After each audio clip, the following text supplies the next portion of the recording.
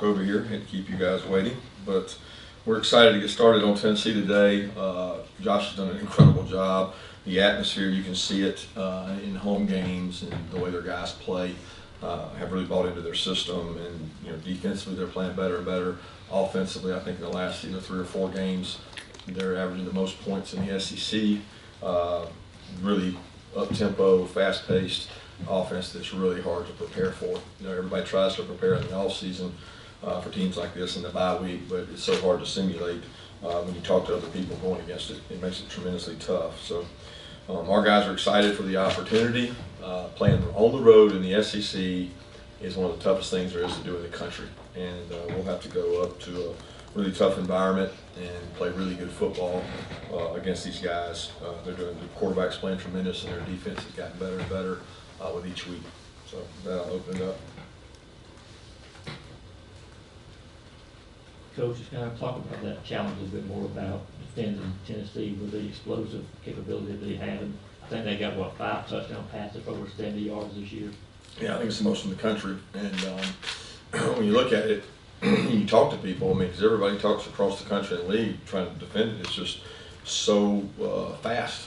And you can't really simulate that in your practices. So you're always trying to find a creative way to practice for it. And it's so different than the triple option. I'm not trying to compare it to triple option, but it's so different that it's hard to prepare for. And you can't simulate it with your team unless you do it.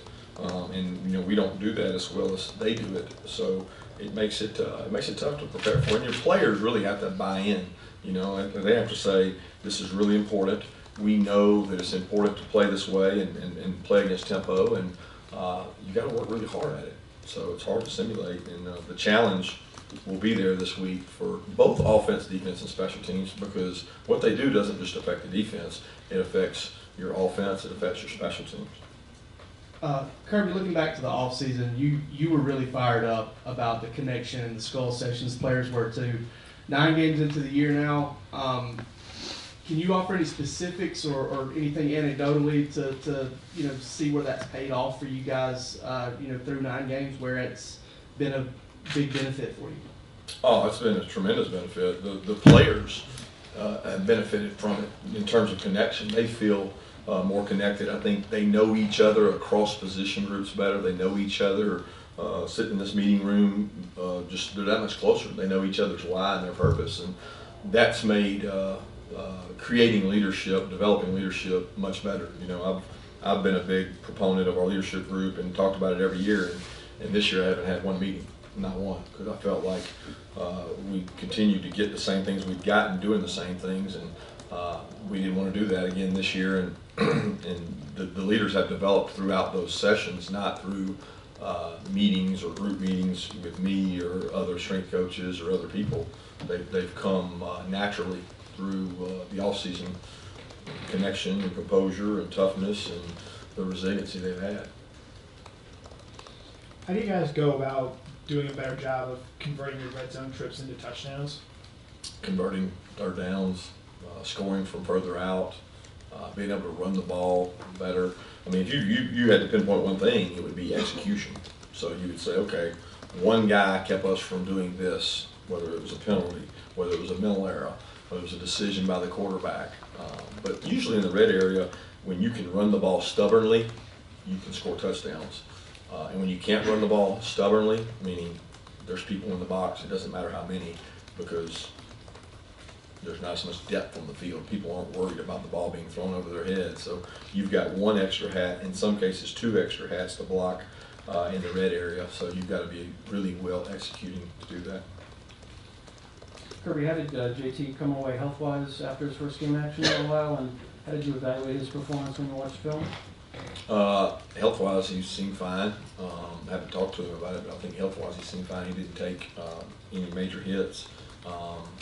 Evaluation, watching him play, I thought he did a good job. He had command of the offense. He understood. Like I said Saturday, he did a really good job of being over there and seeing what the defense was trying to do. He understands our offense on, number one, where to go with the ball, what plays to put us in, decision-making with the ball. He did a good job of those things. I mean, I think that he did a really nice job for the reps he's got. Kirby, you addressed it the other night after the game a little, or the other day, sorry, about the success of Missouri's quarterbacks running the ball a little. I think you maybe said it was over pursuit. When you looked at the tape, is that kind of what you saw? And then how important would Hendon Hooker, his ability to not only take off, but obviously he had smart decision making about when to throw it too. Oh, Hendon Hooker's a tremendous athlete. He's really hard to tackle. He's big, physical, strong arm. Saturday's miscues had a lot to do with execution, tackling. We missed tackles, did not tackle well. Probably our poorest game in terms of tackling.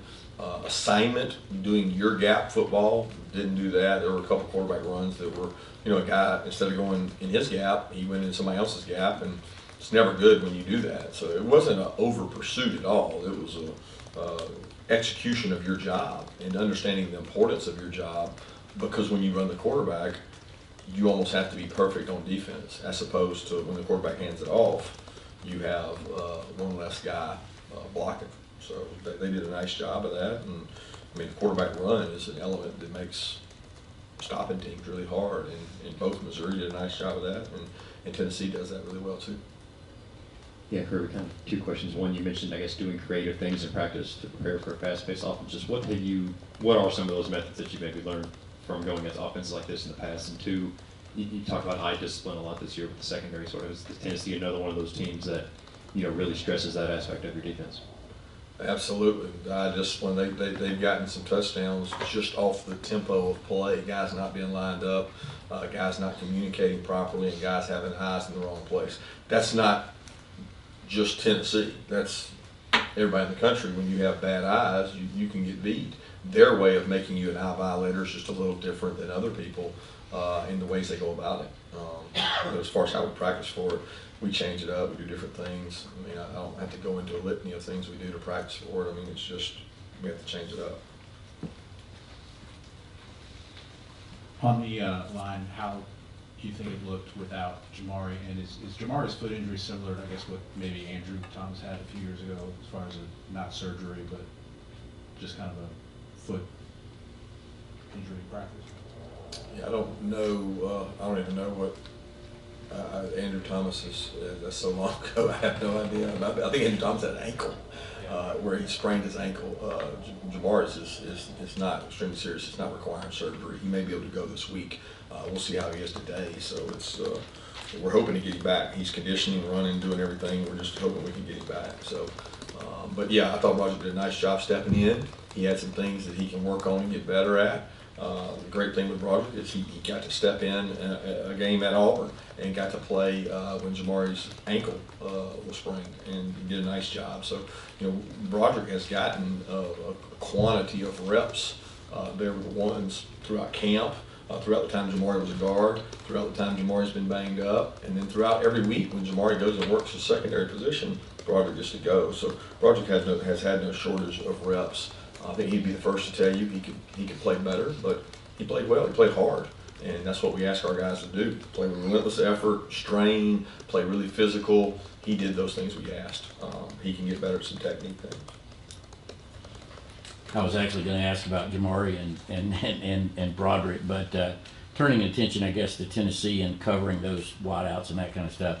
Is it naive to say that's, it depends on how the back end plays, and how do you feel like, you guys match up against that kind of explosivity?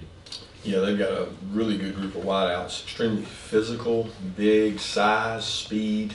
They're really fast on tape. I mean, we know the players they're running past. Those are good football players. They're running past and making explosive plays. They've made a lot of plays down the field. They would have had more of these earlier. They overthrew some early in the season where they just missed them. They've been hitting on all cylinders, and they've been extremely explosive with what they've done. But to say that it'll be all secondary, I think that's not very wise. I mean, you got to control the run game. Okay, everybody thinks these guys are pass first. They run the ball really well, and they're stubborn about it. They wear you down, and they just keep body blow after body blow after body blow to the point where you can't rush the passer, or you can't stop the run. And it's the big runs that lead to the explosive passes. So, we're going to have to play well on all parts of the defense. It's a great challenge for this group because No matter how good you are up front, guys on the back end are going to have to make plays. And no matter how good you are on the back end, the front guys are going to have to control the quarterback, run game, and be able to do some of those things. So they'll test you. They'll test you everywhere. Yeah, Coach, two-parter. One, finally get to ask about Julian Rochester playing, and two, the changes we're seeing in the SEC with this much left in the season. What does that say about the pressure and the demands that we're seeing now in your profession? Well, Julian first. I'm so proud of Julian. He's worked really hard. He spent, I don't know how many weeks on the scout team. I mean, since he's been cleared, I would guess it's like 3 weeks. He's kind of been down there repping, and he wanted to get confidence going against our guys. So he's taken a lot of scout team reps. And then, last week we thought that he had progressed to the point where he was getting quality work done against them and being able to hold the point and move. And so we were able to get him some reps with us in terms of jumping in, and he helps spell those guys. I think he'd be the first day. He's probably still not 100%, but he's much better now than he was previously coming off of ACL. And then as far as the changes, I'll be honest with you, I don't know if I have a comment on that. I'm so focused on playing Tennessee and getting ready for this game that I hadn't even thought about the changes across the league. Kirby, when you're recruiting guys, how much stock do you put into a guy's stars, whether people say he's a 3-star, 4-star, or 2-star, or stuff like that? 0. I have no idea I have no idea what the stars are, nor do I care. The only time I care is when the kid is crying to me about his stars and he's worried about it, and I know he's a good player and I'm worried about getting him. So that'd be the only time I care, because I'm trying to massage him and say it's okay, it's going to be all right, whether you're 3 or 4 or 5. But I mean, it's not like we have that in our records. We don't put that beside their name. Some places, they put what the recruiting analysts say about them in there. I don't care. I just care more about the player. Kirby, I realize you probably going to not want to talk about individual awards, but when you look at the criteria for the Heisman Trophy, they mentioned integrity, diligence, perseverance, and hard work. Do you believe somebody like Jordan Davis has shown that? And do you think a defensive player should be in the running for the Heisman? I love Jordan. What he's done for our defense is incredible. I don't think you can measure in the statistics what he's done for our defense, but I'm no analyst to be deciding who gets to go for the Heisman and who's up for it. I think that's, the media and the talking heads and everybody that gets to be a part of that. They've kind of controlled the narrative there. For me, it's about our team and our team playing well, and Jordan's been a tremendous part of that. And he's been a bigger bonus to our defense from a confidence standpoint and a run stopping standpoint than probably any other measurable stat that we have there defensively. Coach, just real quick, can you talk about how nasty this rivalry is? I know we talk Auburn and Georgia, but we've gone up to Tennessee a couple times, and it's been pretty nasty. A couple injuries coming back. Nick Chubb stands out as one. What is that game like up there? Just that Tennessee versus Georgia type of feel. It's a rivalry game. I mean, we've said it for years. Tennessee has all kinds of rivals, and we have all kinds of rivals. It's a unique part of being in the SEC. And Tennessee and Georgia is one of those. And it's been one that's, at times it's been lopsided. I know when I played here, it was lopsided their way, because we could never beat them, and they've had ups and downs. But I do know this: Josh is doing a really good job. He's done a tremendous job of recruiting and getting the players that are there to buy in, and they bought in. They're playing really hard, really physical. They play with a lot of confidence. So we need to play a really good game. I want to ask you about Nolan Smith's leadership abilities. Was that something, going back to even when you were recruiting him, you thought he could develop into being a good leader, and how has he sort of developed as a leader in his time at Georgia? Yeah, he's always had leadership skills. He's very intelligent. Everywhere you meet people in the schools he's been at, or the schools he grew up going to, they rave about what a great kid he is. He went to IMG, it was the same thing. He came here from IMG, just a tremendous leader. He's kind of come into his own in terms of leadership, where there's a quiet confidence. I think the more he played, before he was rotating more as a sophomore, the more he's played, the more his personality's been able to come out. And I appreciate his leadership, and really his energy and enthusiasm he brings to work every day is what makes him a good leader. Kirby, can you tell us about some of the guys we don't get to see in practice? You had, I think, 5 freshman defensive backs: Javon Bullard, Walasia Carroll, you've moved over, David Daniel, Nigel Green, Kamari Lassiter. Can you tell us what are they doing and how do they look? They're growing. They're getting better. You know, I think 3 or 4 of those guys were here for spring, so they got to go through spring, which has put them in a position to be backups because of our lack of depth.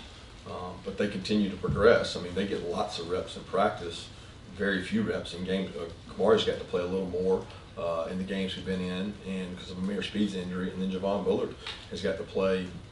I wouldn't say quite a bit, but he rotates and plays because we have to work Brini at safety some. So Bullard works at star when Brini's at safety, and he's done a good job coming along. But you know, the progress those guys make a lot of times in our defense is learning and being able to kind of make decisions and calls, and they've each gotten better at that. And you know, I tell them all the time, I need more out of them on special teams, because that's where you kind of cut your teeth when you first get here, is what can I do on special teams, how can I help?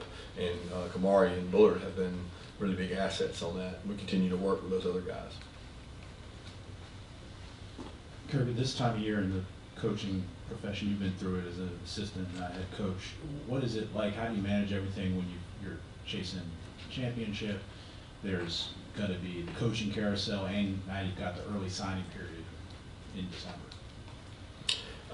Simple. I mean, you focus on the task at hand. I think that's easier said than done. But when you're playing, you know, a team like Tennessee, I mean, since noon on Sunday, all I've been thinking about is Tennessee, and how do we message it right to our players? How do we game plan right, offense, defense, special teams for our players? How much tape can I watch? Tape is information.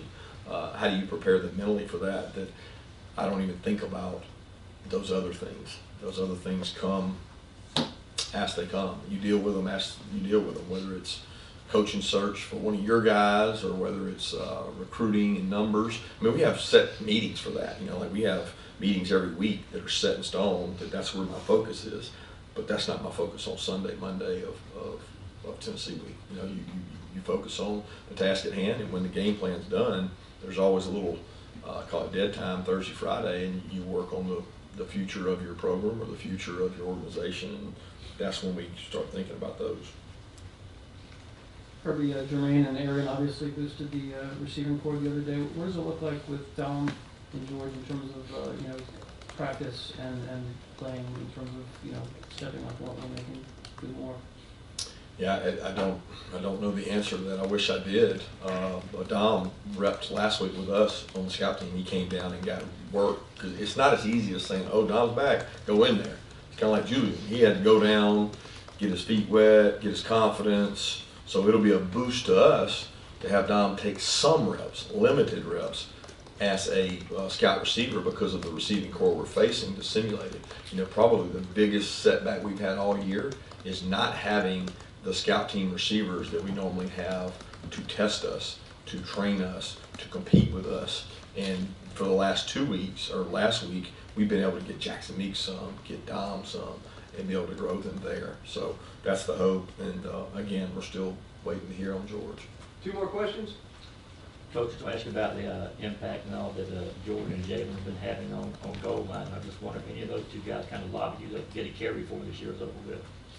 I don't make those decisions. You know, I defer to Coach Monk and Dale. They do a good job game planning goal line and finding the best plays for us. And you know, sometimes simpler is better in terms of power and moving people. And you know, we've got a lot of weapons on the line of scrimmage, and those guys are weapons in terms of moving folks. But they enjoy doing it. They enjoy doing it because they get out of a couple of defensive plays a day. They get to go down and hang with the offense.